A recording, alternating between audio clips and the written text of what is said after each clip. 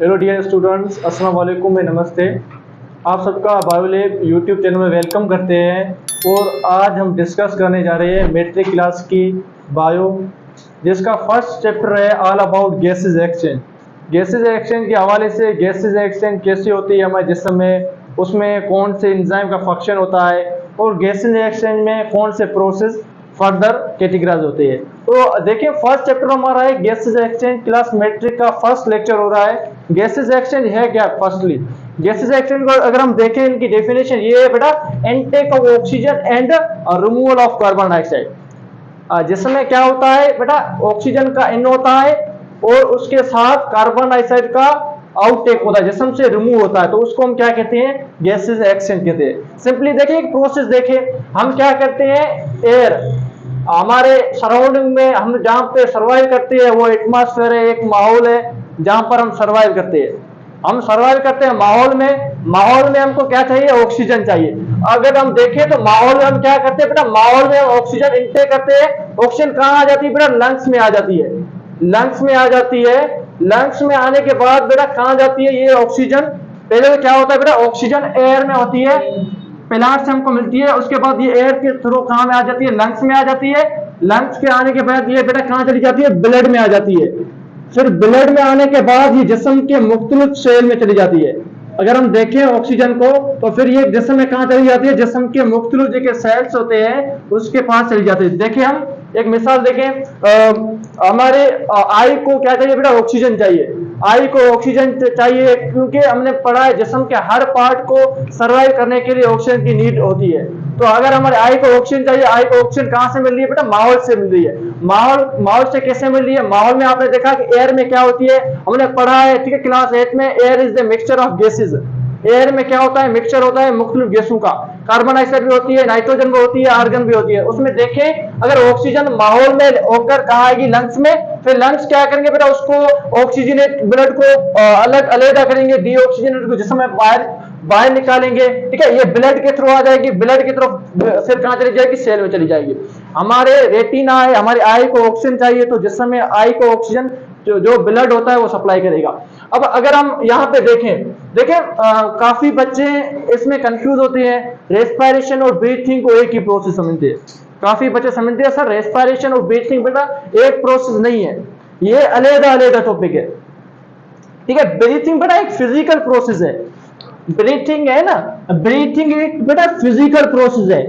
आपसे एमसीक्यूज की टर्म में ये पूछा जा सकता है कि ब्रीथिंग कौन सा प्रोसेस है, तो आपको पता है कि ब्रीथिंग एक फिजिकल प्रोसेस है। और अगर हम देखें रेस्पिरेशन, बेटा रेस्पिरेशन एक बायोकेमिकल प्रोसेस है। इसे हम बायोकेमिकल क्यों कहते हैं आगे हम डिस्कस करेंगे, ठीक है। इसको हम बायोकेमिकल क्यों कहते हैं ये आगे हम जाके डिस्कस करेंगे इसी लेक्चर में। अगर हम देखें ये एक फिजिकल प्रोसेस है और ये एक बायोकेमिकल प्रोसेस है, क्योंकि इसमें केमिकल का इन्वॉल्व होता है, तो हम इसे कहेंगे cellular respiration is one type of biochemical process. ये दो टाइप्स होगी रेस्पिरेशन के। अगर हम इधर देखें ये एयर लंग्स में जा रही है, ये आर्गन एक आर्गन से दूसरे आर्गन की तरफ जा रही है, तो हम बेटा इससे सिंपली इसमें कहेंगे ये क्या हो रहा है बेटा? ब्रीथिंग हो रही है, इनहेलेशन एक्सहेलेशन हो रही है गैसेस की।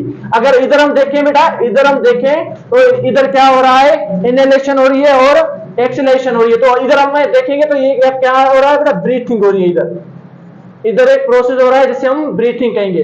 अगर हम इसके नीचे देखें लंग्स के बाद ब्लड में, ब्लड की बेड कहां जा रही है? जिस्म के मुख्तलिफ सेल्स में, तो इसे हम क्या कहेंगे बेटा? ये हो गई बेटा सेल्यूलर रेस्पिरेशन। तो इधर क्या हो रहा है बेटा? सेल्यूलर रेस्पिरेशन हो रहा है। सिंपली हम कहेंगे ये रेस्पिरेशन हो रहा है। अब रेस्पिरेशन हो रहा है बेटा, हम क्या कर रहे हैं बेटा? हमारे जिस्म के अंदर ग्लूकोज जो एनर्जी है, हम फूड जो ईट करते हैं वो ग्लूकोज की फॉर्म में हमारे जिस्म के अंदर जा रहा है। अब उसके अंदर क्या है? एटीपी है। एक तो बात बेटा ये समझना है आपको, हमारे जिस्म में क्या बेटा? एटीपी होती है।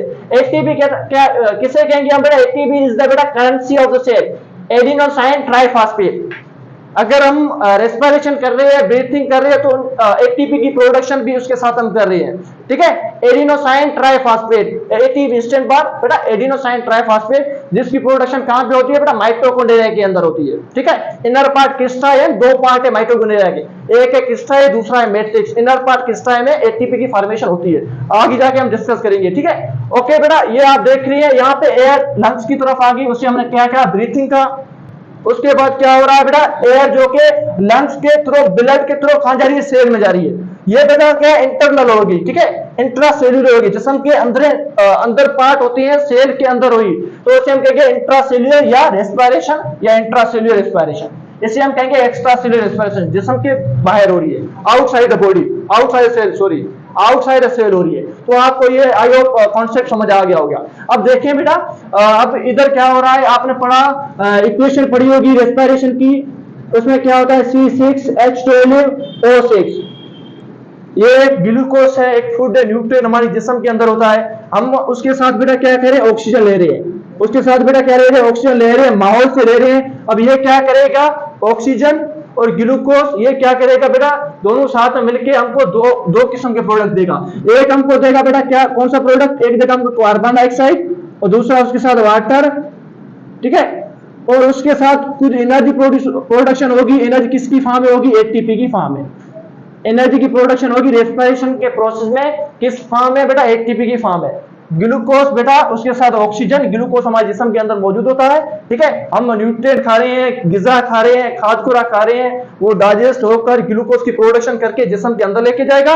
उसके बाद जो कि ऑक्सीजन हम ले रहे हैं एटमॉस्फेयर से, माहौल से, वो उसके साथ मिलके बेटा कार्बन डाइऑक्साइड और वाटर, ये जो कि एक वेस्ट प्रोडक्ट है, उसकी प्रोडक्शन करेगा और एटीपी की। अगर हम इधर देखें, ये ऑक्सीजन लेगा माहौल से और कार्बन डाइऑक्साइड क्या करेगा, बाहर जिस्म से बाहर निकालेगा। तो ये बेटा एक प्रोसेस हो गया, ठीक है, गैसेस एक्सचेंज का, जिसमें हमने समझा इनटेक ऑफ ऑक्सीजन, ऑक्सीजन का इनटेक हो रहा है और उसके साथ क्या हो रहा है, removal of carbon dioxide, CO2 carbon dioxide जिस्म से रिमूव हो रहा है, उसे हम सिंपली क्या कहा बेटा, गैसेस एक्सचेंज।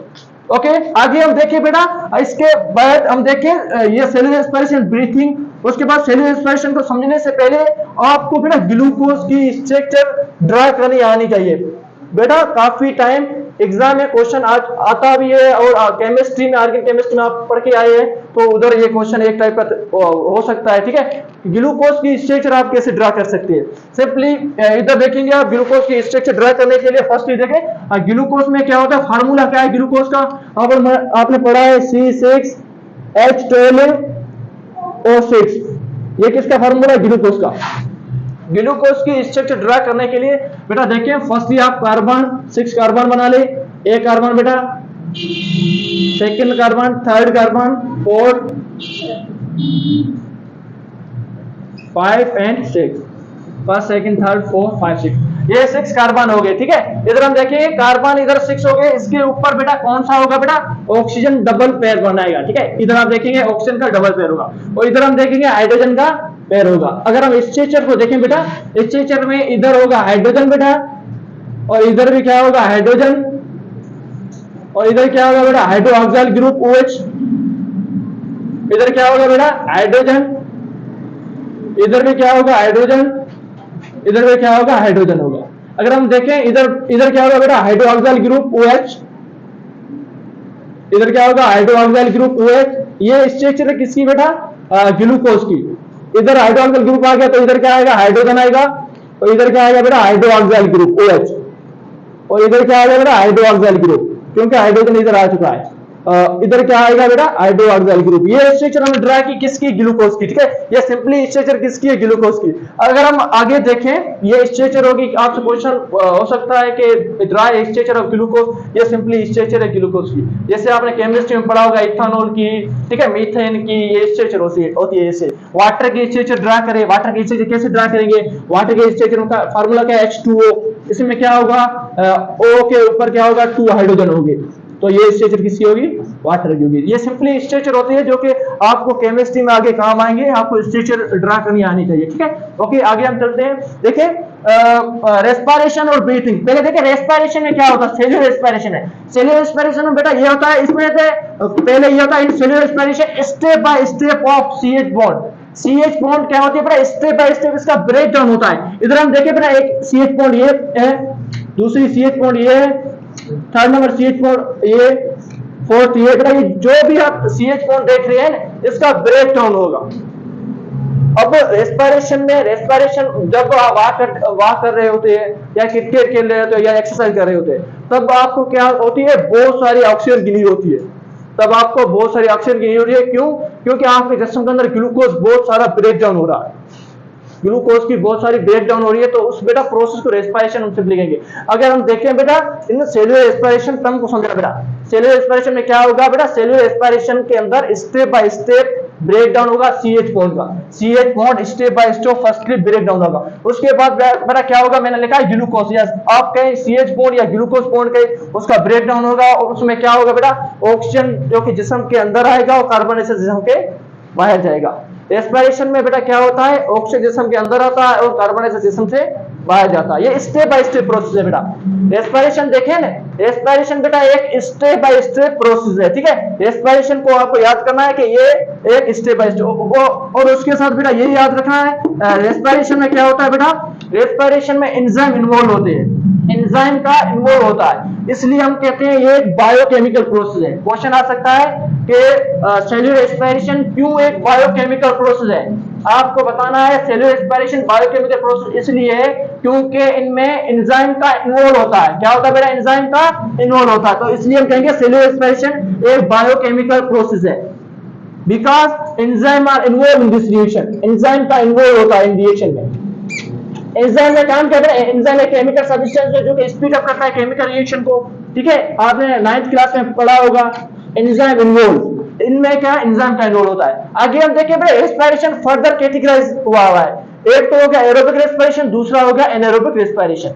ये दो टाइप्स है रेस्पिरेशन के। रेस्पिरेशन फर्दर कैटेगराइज है। बेटा एरोबिक रेस्पिरेशन क्या है, एरोबिक रेस्पिरेशन सिंपली बेटा वो रेस्पिरेशन आप क्लास 1 क्लास से पढ़ते आ रहे हैं कि रेस्पिरेशन क्या है, एरोबिक क्या है, एनारोबिक क्या है। एरोबिक सिंपली वो जिसमें ऑक्सीजन का इन्वॉल्व हो, इन the presence of oxygen. Anaerobic उसे कहेंगे हम जिसमें ऑक्सीजन इन्वॉल्व नहीं हो। एरोबिक रेस्पिरेशन बेटा वो रेस्पिरेशन के लिए आपने क्या समझा, रेस्पिरेशन वो प्रोसेस जिसमें ग्लूकोज या CH बॉन्ड का ब्रेकडाउन हो। रेस्पिरेशन वो प्रोसेस जिसमें CH बॉन्ड या ग्लूकोज का ब्रेकडाउन हो, उसमें ऑक्सीजन जिस्म के अंदर आए, कार्बन डाइऑक्साइड जिस्म के बाहर जाए, उसे हम रेस्पिरेशन कहते हैं। अगर हम देखें एरोबिक रेस्पिरेशन एक ऐसा प्रोसेस बेटा जिसमें ब्रेकडाउन होगा ग्लूकोज का इन द प्रेजेंस ऑफ ऑक्सीजन। किसकी मौजूदगी में, ऑक्सीजन की मौजूदगी में। अगर ऑक्सीजन की मौजूदगी में प्रोडक्शन हो रही है तो उसमें क्या होगा बेटा, एनर्जी की प्रोडक्शन बहुत ज्यादा होगी। एनर्जी की प्रोडक्शन बेटा बहुत ज्यादा होगी। तो याद रखना है एरोबिक रेस्पिरेशन एक ऐसा प्रोसेस है जो कि प्रेजेंस ऑफ ऑक्सीजन होता है, ऑक्सीजन की मौजूदगी में होता है, और उसमें क्या होता है बेटा, efficient process of energy production, energy की प्रोडक्शन बहुत ज्यादा होती है। अगर हम देखें बेटा एरोबिक रेस्पिरेशन में एक ग्लूकोज मॉलिक्यूल छूटता है बेटा 36 ATPs में। ये एमसीक्यूज में काफी टाइम आ चुका है। मेडिकल की जो भी टेस्टें होती हैं, जनरल यूनिवर्सिटी की टेस्टें होती हैं, उसमें क्वेश्चन आता है कि एक ग्लूकोज मॉलिक्यूल एरोबिक रेस्पिरेशन में कितने एटीपी हमको प्रोड्यूस करता है। तो बेटा एक ग्लूकोज 36 एटीपी प्रोड्यूस करता है इन एरोबिक रेस्पिरेशन। एनारोबिक में कितने करता है वो देखते हैं हम।